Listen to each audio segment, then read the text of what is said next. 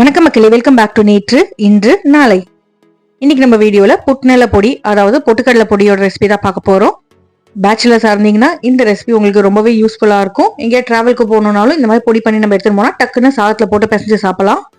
இந்த பப்புல பொடி பண்றது ரொம்ப ரொம்ப ஈஸி, செம்ம டேஸ்டியா இருக்குங்க. நல்லா சூடான சாதம், மேல அப்படியே கொஞ்சமா நெய், அதுக்கப்புறமா இந்த பொடியை போட்டு பிசைஞ்சு வெத்த குழம்போ இல்ல காயோட தொட்டுன்னு சாப்பிடும் போது அமிர்தமா இருக்கும். பொட்டுக்கடலையை பொறுத்த வரைக்கும் உடம்புக்கு ரொம்ப ரொம்ப நல்லது. இதை தவிர்த்து இந்த பொடியை நீங்க இட்லிக்கு தூவலாம், இல்லைன்னா காய் சுண்டல் மேல கூட தூவி சாப்பிடலாம். இந்த பொடி நான் எப்படி பண்ணங்கிறத பாக்கிறதுக்கு முன்னாடி நம்ம சேனலுக்கு நீங்க ஃபர்ஸ்ட் டைமா வரீங்கன்னா மறக்காம சப்ஸ்கிரைப் பண்ணுங்க. கொஞ்சம் அப்படியே ஆந்திரா ஸ்டைல பண்ணோங்கிறதுனால நான் இதுல பூண்டு சேர்த்திருக்கேன். நீங்க பூண்டு சாப்பிட மாட்டீங்கன்னா பூண்டு அவாய்ட் பண்ணிக்கலாம். சாதம் மட்டும் கொஞ்சம் அப்படியே வேற வேறையா பண்ணிக்கோங்க, அப்பதான் உங்களுக்கு கலந்து சாப்பிடும் போது நல்லா உரைச்சு வரும். ஒரு 5லேருந்து 10 நிமிஷம் இருந்தாலே போதும், இந்த பொடியை நீங்க ரெடி பண்ணிடலாம். இப்போ வாங்க இந்த பொடி எப்படி பண்ணலாங்கிறத பார்த்துடலாமா? பொடி பண்றதுக்கு நம்மளுக்கு முக்கியமான இன்கிரீடியன்ட் என்னன்னு பார்த்தீங்கன்னா பொட்டுக்கடலை, அதுக்கப்புறம் மிக்சி ஜார். ஃப்ரெஷ்ஷாக வேணும்னா நீங்க கொஞ்சம் கொஞ்சமா பண்ணிக்கோங்க. மிக்சி ஜார்ல 1/2 கப் அளவுக்கு பொட்டுக்கடலை சேர்த்துக்கிறேன். பொட்டுக்கடலை கூடவே காரத்துக்கு 1 டீஸ்பூன் சிவப்பு மிளகாய் பொடி சேர்த்துக்கலாம். நீங்க நல்ல காரசாரமா வேணும்னா மிளகாய் பொடியோட அளவை ஜாஸ்தி பண்ணிக்கோங்க. இதுல மிளகு எதுவும் சேர்க்க போறது இல்லை. அப்படியே பல்ஸ் பண்ணி எடுத்துட்டு வந்துட்டு பொடியானதுக்கு அப்புறமா இதுல தேவையான அளவுக்கு உப்பு சேர்த்துக்கலாம்.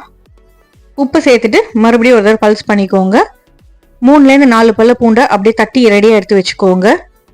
பொடி பார்த்தீங்கன்னா ஃபைனாக அரையணும், கண்டினியூஸாக அரைக்காதீங்க. அரைச்சிங்கன்னா சூட்டுக்கு ஈரப்பதம் வந்துடும். அதனால அப்படியே விட்டு விட்டு பல்ஸ் பண்ணிக்கோங்க. இப்போ நல்லா அடிகன இருக்கிற ஒரு கடாயில் 1லேருந்து 2 டீஸ்பூன் எண்ணெய் சேர்த்துக்கலாம். எண்ணெய் நல்லா சூடானதுக்கு அப்புறமா 1/8 டீஸ்பூன், அதாவது 1/4 டீஸ்பூனுக்கு பாதி அளவுக்கு ஜீரகம் சேர்த்துக்கோங்க. நீங்கள் ஜீரகம் பிடிக்காதுன்னா ஜீரக பொடி கூட சேர்த்துக்கலாம். கொஞ்சமாக கருவேப்பிலையை அப்படியே கிழிச்சு இதுலேயே சேர்த்துருங்க. ஜீரகமும் கருவேப்பிலையும் நல்லா பொரியட்டும். பொரிஞ்சதுக்கு அப்புறமா வாசனைக்கு கொஞ்சமா பெருங்காய பொடி இந்த எண்ணெயிலேயே சேர்த்துடலாம். ஃப்ளேம் லோலியே இருக்கட்டும், இல்லைன்னா பெருங்காய பொடி அடிப்பிடிச்சிடும்.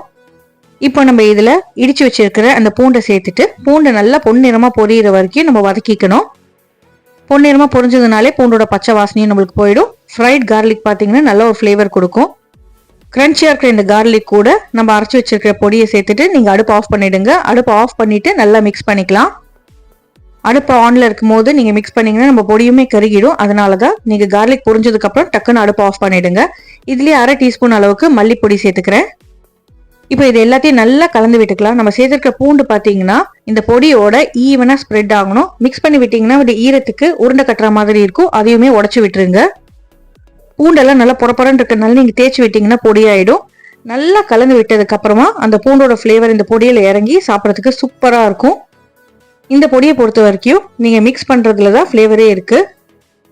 உண்டில உடச்சி விட்டுட்டு நல்லா கலந்து விட்டுட்டு ஆறுனதுக்கு அப்புறமா ட்ரையான ஒரு பாட்டில நீங்க ஸ்டோர் பண்ணி வச்சுக்கலாம்.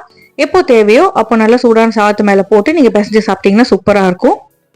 நிறைய சேர்த்துக்கும் போது நம்மளுக்கு பொட்டுக்கடலையோட சத்துமே கிடைக்கும். சுண்டல் மேல ஒரு ஸ்பூன் பசங்களுக்கு ஸ்நாக்ஸ் பாக்ஸ்ல தூவி வைக்கலாம். இட்லி மேல தூவி அப்படியே பெரட்டி கூட நீங்க லஞ்ச் பாக்ஸ்ல வைக்கலாம். காய் பண்ணும்போது கூட்டு பண்ணும்போது கூட 1-2 டீஸ்பூன் சேர்த்தீங்கன்னா நல்லா தான் இருக்கும்.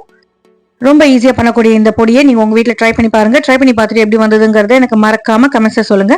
நம்ம சேனலுக்கு நீங்க ஃபர்ஸ்ட் டைமா வரீங்கன்னா லைக் பண்ணுங்க, ஷேர் பண்ணுங்க, சப்ஸ்கிரைப் பண்ணுங்க. இன்னும் நல்ல வீடியோட நல்ல ரெசிபியோட உங்களை நாளைக்கு சந்திக்கிறேன். Until then, take care, bye bye, have a great day. Thanks for watching.